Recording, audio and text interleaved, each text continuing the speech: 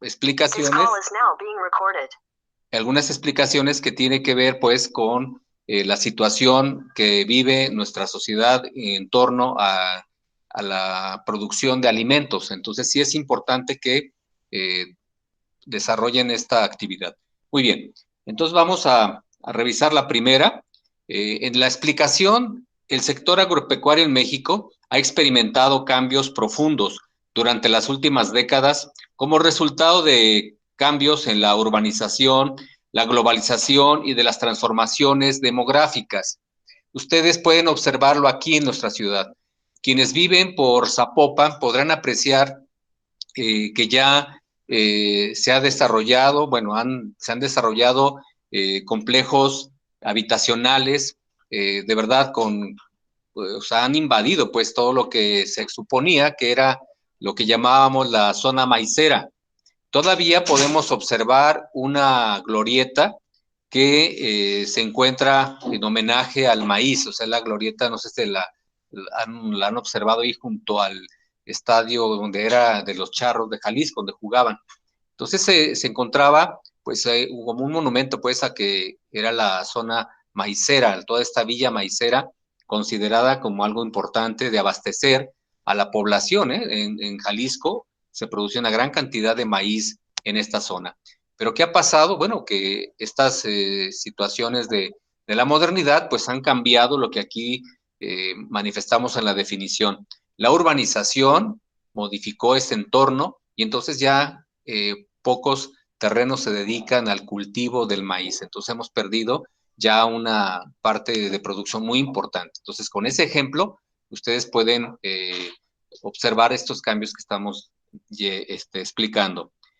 Otro aspecto muy importante es la globalización, que durante la clase la voy a ir explicando, porque a partir de los años 50, de 1950 hacia la fecha, hemos sufrido transformaciones que implica el abandono a ciertas costumbres alimenticias, de hábitos o de situaciones de cocina tradicional. Entonces, también esta globalización, sobre todo lo que es la economía, pues nos ha traído estas situaciones. Muy bien.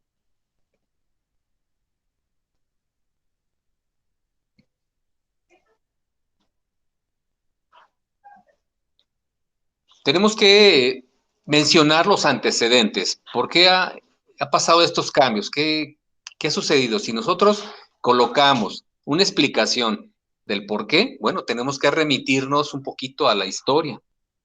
Y bueno, desde la década de los 60, como ustedes pueden leer la transparencia, eh, con la entrada de políticas de libre mercado del campo, mexicano, fue perdiendo fuerza, con ello perdiendo la soberanía alimentaria. Entonces, esta situación de comercializar cierto tipo de productos, sobre todo en alimentos, pues ha ocasionado que desplacemos otros que eran de un consumo más tradicional, como es el caso, dije, del maíz, pero también tenemos el caso del frijol. Entonces, ¿qué sucede? Pues que nosotros tenemos que buscar otras opciones y pues se establece reglas de comercio, pues entonces entramos a la importación de alimentos.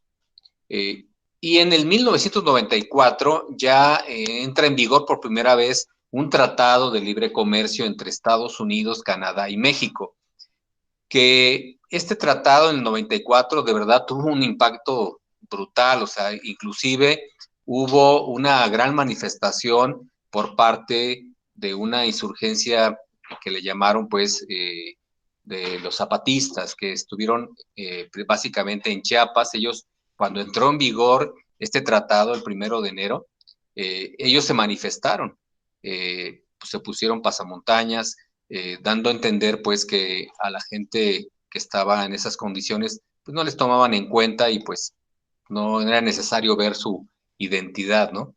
Así lo explicaban ellos. Entonces, esa situación pues hizo voltear al mundo. ¿Qué está pasando entonces en México? Sí, nos habían dicho que este tratado nos iba a traer una gran bonanza comercial y que iba a mejorar los estándares de calidad de vida en la población, cuando teníamos poblaciones de verdad muy pobres y en condiciones de verdad de marginación. Bueno, entonces esto no se paró, no se detuvo, siguió esta marcha y entonces tenemos ahora un desarrollo en puertos, un desarrollo en vías de comunicación, en transportes para la exportación y también pues se vino la gran importación para nuestro país de estos productos. Entonces por eso este negocio pues sí representó unas grandes ganancias para los grandes empresarios que sí pudieron aprovechar, pero los que pues realmente los pequeños comerciantes que desarrollaban una actividad en las microempresas, pues realmente ellos se mantuvieron, no hubo así un gran crecimiento para ellos. Bueno, entonces esto aumenta en la población el déficit alimentario, o sea, no es suficiente lo que produce el país para alimentar a la población. Podemos observar también, dice 72%,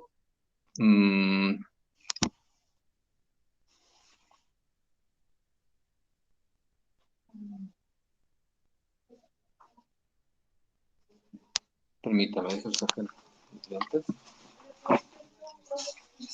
perdón. Sí, más que quiero permítame.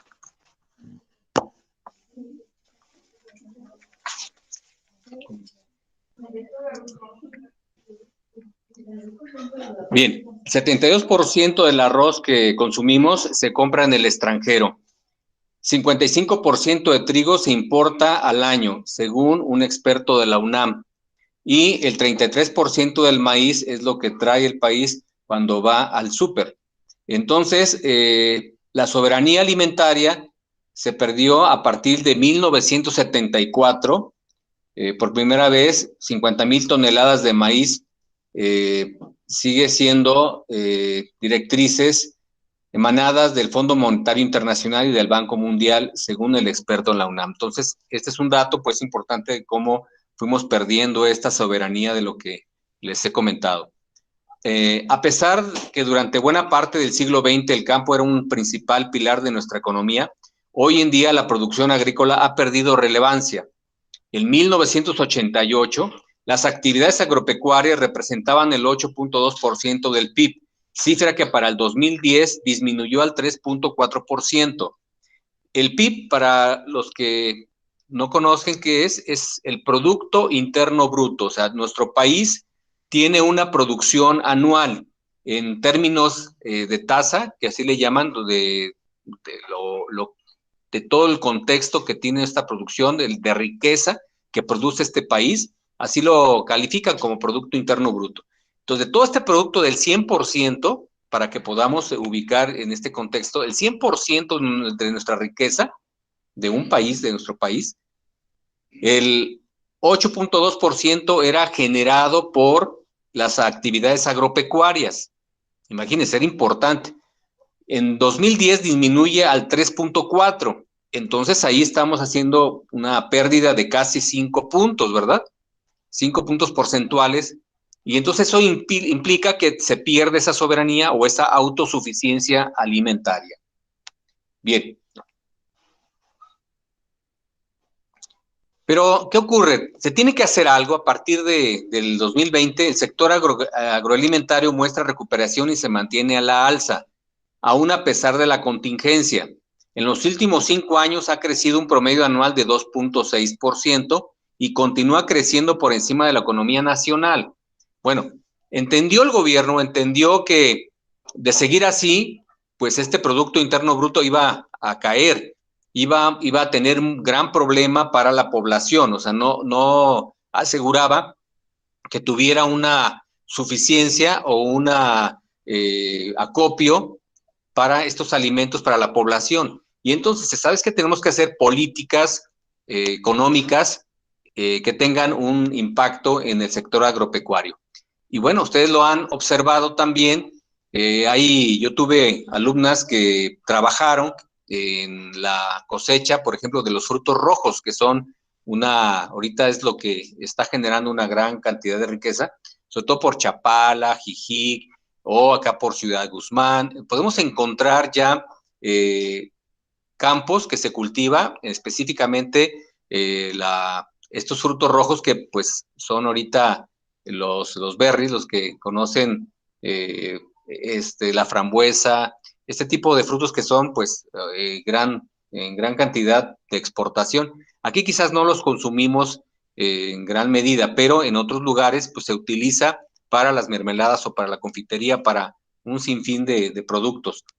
Y entonces comentaban las alumnas que pues podían en estas fechas que podían recolectar estos frutos, podían llegar hasta ganar 800 o 1,000 pesos por día, el equivalente a 4 o 5 horas que se dedicaban a hacer esta actividad. Para que vean lo interesante pues que puede resultar estas políticas, pero por otro lado también se está desplazando los campos que se cultivaban para alimentos primarios, bueno, pues ahora se están utilizando para otro tipo de alimentos que son de exportación y que requieren pues mayor ganancia. Bien, tenemos que revisar también un panorama actual. El sector agropecuario ha tenido que priorizar el producir cultivos que exige el mercado, es lo que estaba comentando previamente. Por ejemplo, aguacate, los berries, los frutos cítricos, utilizar semillas transgénicas y tecnología convencional que desgasta los recursos naturales. Bien, entonces tenemos ahora que hay una gran demanda, por ejemplo, de los cítricos. ¿Por qué? Porque se obtiene de ahí unos preparados sintéticos, bueno, que los procesan, que son industrializados como materia prima para obtener unos polvos que son utilizados para las aguas o para preparar bebidas que en todas partes podemos obtener, podemos observar que tiene cítrico, casi todos este tipo de bebidas, ¿no? Entonces los cítricos, pues en el mercado generan una gran divisa. Y entonces, pues es lógico que tienen que aumentar los precios en el mercado local porque el mercado internacional exige que se le envíe los cítricos, en este caso la naranja es uno de ellos, el limón, que es uno de donde nuestro país produce una gran cantidad de limón, y hay bastantes estados que lo producen, como es Jalisco, lo produce Colima, Veracruz, el sureste, entonces podemos encontrar Sinaloa, podemos encontrar pues grandes huertas de cítricos, en este caso de limón. Bien, entonces nuestros cultivos tradicionales como maíz y trigo y frijol se quedan debajo de las tasas de crecimiento globales y van perdiendo competitividad. O sea, tal parece entonces que si yo les pregunto a ustedes cuándo sería la última vez que consumieron pues un pozole, por ejemplo, ¿no? Pues solamente en casa difícilmente lo puedan preparar, pero en algún comercio sí lo han de haber consumido, pero no es ya tan tradicional, pues ya no es del uso habitual. Y así podemos agarrar también, por ejemplo, hablando del frijol, bueno, pues ya también los frijoles antes había encuestas que se realizaban alimentarias y reflejaban que las familias podían alimentar de 5 a 6 días, así, como con frijol, así el consumo, ya sea para el desayuno, para la comida, pero se consumía el frijol casi todos los días. Y entonces ustedes también podrían pensar, bueno, ¿qué está pasando con el consumo del frijol? Porque yo en esta semana solamente una vez lo consumí, entonces quiere decir que sí bajó mi consumo. Entonces ustedes, ¿cuántas veces en la última semana lo consumieron? Ustedes pueden ir registrando y pueden observar entonces qué pasa con su consumo, si lo están disminuyendo o lo están manteniendo en 4 o en 5 ocasiones por semana. De eso hablaremos pues en la siguiente hora. Bien, entonces importamos alrededor del 84% del arroz, 31% de maíz y 64% del trigo y 98% de soya. No es porque nosotros no tengamos la capacidad de poder producir sus alimentos, ¿eh? Aquí lo que estamos señalando, que estas tierras se utilizan para cultivar otro tipo de alimentos que tienen una gran demanda en otros países y que nosotros estamos mandando, como exportando estos alimentos. Como ahí ven las gráficas, eso es lo que tenemos en valor de la producción. Bien, entonces, ¿podemos señalar que hay perspectivas agrícolas? Claro que sí. Fíjense, pese a la pandemia, en la próxima década se espera que México se mantenga un mínimo aumento en la producción de alimentos como maíz, y señalamos ahí el 0.67%, trigo el 1.89%, carne de res 1.19%, cerdo 1.80% y pollo 1.41%. En 2019 se consolidó como el principal exportador de aguacates, con el 58% del mercado internacional, y se espera que hacia la próxima década aumente su participación en 4.9. Pues ya se adelantó, ahora el último informe que tenemos es que ya esta proyección que yo había sacado, bueno, ahora ya la rebasa, y en el 2021 este 4.9% representó el 7.9, o sea, 2 puntos o 3 puntos más de lo que se había proyectado. O sea, este aumento en el consumo, sobre todo en Estados Unidos, es impresionante. O sea, el hecho de que ya tengamos pues muchos paisanos allá, alrededor de 30 o 40 millones de paisanos, bueno, pues son consumidores del aguacate, así como nosotros aquí en México, pues ese sí lo consumimos de una manera muy frecuente. ¿Qué significa? Que entonces se está exportando, y esta variedad de aguacate, pues no la vamos a encontrar tan común aquí en México como es el aguacate Hass. Es un aguacate que se da en Michoacán. Entonces este aguacate pues difícilmente está al mercado regional o local. Podemos encontrar otra variedad y de otro origen. Por ejemplo, aquí mismo de Jalisco ya obtenemos un buen aguacate, pero no es el de Michoacán. Y aparte, esta perspectiva agrícola tiene que ver con lo que se anunció, pues, de que hay un crecimiento económico de recuperación después de esta pandemia o durante la pandemia que proyecta en un 5%. Entonces, quiere decir que el sector agropecuario va a ser fundamental para que podamos mejorar nuestras condiciones económicas en el país. A raíz de los cambios demográficos, los hábitos alimenticios se han transformado, abandonando la dieta tradicional y adoptando otras basadas en productos procesados, ultraprocesados, consumo masivo de aceites vegetales, grasas saturadas y azúcares. O sea, entre paréntesis, una dieta occidental. Pero aquí tengo que poner un poquito más de atención. Ahí en la imagen estamos observando que hay un camino y que hay una bifurcación, o sea, ahí se divide, hay dos opciones, y que hemos ido abandonando la opción de frente a ustedes, la de la derecha. Porque está quizás la publicidad, está pues hay intereses empresariales, industriales, en torno al consumo de estos alimentos que están del lado izquierdo. Y yo siempre he comentado, y se los digo con sinceridad en la clase, yo no estoy en contra de que ustedes consuman este tipo de dieta, siempre y cuando no abandonen lo que estábamos proponiendo, y que es la Organización Mundial de la Salud también la que está generando que estas condiciones, sobre todo en la población, no se abandonen. O sea, la alimentación tradicional, no dejarla, no abandonarla o debilitarla, porque entonces cuando ustedes ya consumen una hamburguesa, bueno, pues ya no les dan opción a una ensalada. Espero que ustedes digan, bueno, va una hamburguesa, pero también una ensalada. O sea, que ustedes también están incentivando el consumo a las frutas y verduras que señala la OMS. Esa es una propuesta, pues, que lanzo desde aquí. Y también comentábamos lo que les dije hace momento. Dice, cambios en el consumo de frijol y refrescos en México. Hay una gráfica ahí como pues ha disminuido el consumo de frijol, pero ha aumentado el consumo de refresco. Y entonces existe una estadística que se llama consumo per cápita.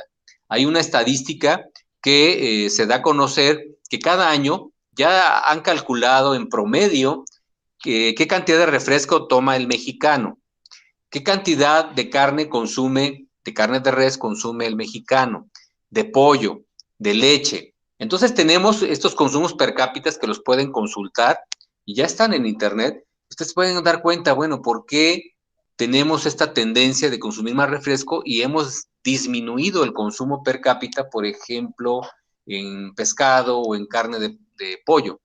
En promedio, de pollo, el mexicano consume entre 18 y 24 kilos al año de pollo. Entonces, cuando debería ser un alimento fundamental, las proteínas. Y en esta misma transición alimentaria, da lugar también la transición epidemiológica. Fíjense, va de la mano, o sea, esto quiero que lo observen y que más prueba lo que nos está ocurriendo en esta pandemia, pues está ahí la explicación, la respuesta a este proceso, a esta transición que se vive. Las enfermedades infecciosas dejan de ser la principal causa de muerte y son ahora las crónicas, ¿no? Las que causan la muerte a los mexicanos. En 1990 hay dos gráficas ahí que ustedes pueden observar y en el 2010.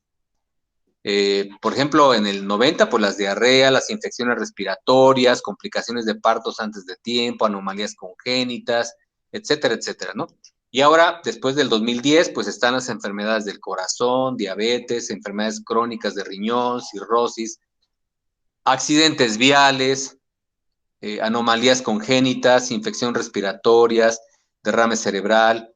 Bueno, fíjense, precisamente derrame cerebral. Antes de entrar, escuché la noticia, ¿no?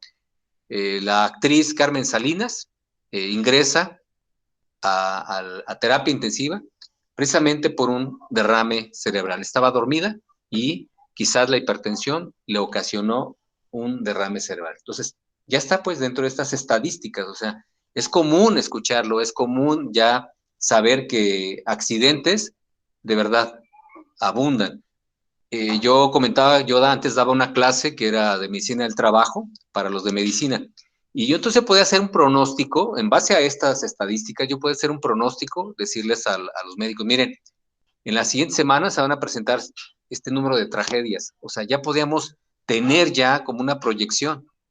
Y bueno, ya finalmente lo dejé de hacer porque pues generaba en mí mucha situación de nerviosismo y de, la verdad, pues ver que no se hace nada por la prevención, porque esta materia que yo daba era para prevenir accidentes, ¿no? Entonces, esa es una condición de cómo podemos prevenir. Y entonces, para cerrar este comentario, se dieron cuenta que hubo un camión que embistió a bastantes automóviles en una caseta. ¿Supieron de eso? En la carretera de Puebla, México. ¿Sí se dieron cuenta de ese accidente? Que hubo 17 muertos la semana pasada, el sábado pasado. Bueno, entonces, si ya hay seguido esto y reportan que seguido en esa caseta hay accidentes, bueno, ¿ya revisaron por qué? Bueno, pues se dieron cuenta que existe una gran pendiente, o sea, existe en declive y justo cuando termina de bajar, está ahí la caseta. Ustedes, sin ser ingenieros, sin ser ustedes arquitectos, ¿qué recomendarían para evitar eso? Muy bien, ¿hacia dónde? Más lejos de la más fácil que se pueden, porque al ser camiones pues son más pesados y pues están fácil frenar. Muy bien, allá por allá, ¿qué dijeron? Más fuerte, por favor. Hasta que se estabilice la carretera, que se haya como... Perfecto, fíjense, no son ingenieros, no son arquitectos, o sea, usan su sentido común, que es el más común de los sentidos. Fíjense, ustedes ya utilizaron eso. Pero entonces, ¿por qué a estos tipos no se les ocurre? O sea, tenemos que mandarles una cartita de aquí del CUCS, de mis alumnos, ustedes la van a mandar, por favor, y le van a decir, oye, necesitas esto. Para empezar, yo me iría más radical, ¿eh? Quita las casetas, quítalas, o sea, están concesionadas, pues quita la concesión. Antes no había casetas. O sea, había casetas, pertenecían al gobierno, ¿no? Pero bueno, ya están concesionadas. ¿No las puedes quitar? Bueno, hagan lo que ustedes están diciendo, por favor, háganlo. Y vamos a evitar otra desgracia. Es exactamente lo que ustedes acaban de decir. Así es la solución. Vamos a esperar a ver si lo resuelven, ¿eh? Yo les aviso después ahí por el WhatsApp, si todavía nos conservamos la comunicación, si modificaron eso, porque esa es la propuesta, ¿eh? Muy bien. Ya están casi hechas arquitectas y ingenieras, de verdad. Me da gusto. Muy bien. Entonces, ahora tenemos que relacionar, me tengo que actualizar. Entonces, ¿qué tengo que decir? El sector agropecuario, ¿cuál es el impacto? Ya revisamos que si hemos modificado nuestros hábitos alimenticios, ¿hacia dónde vamos? Bueno, pues aquí está en esa relación de lo que menciono con el COVID. Miren, ustedes lo pueden ver ahí en la pantalla.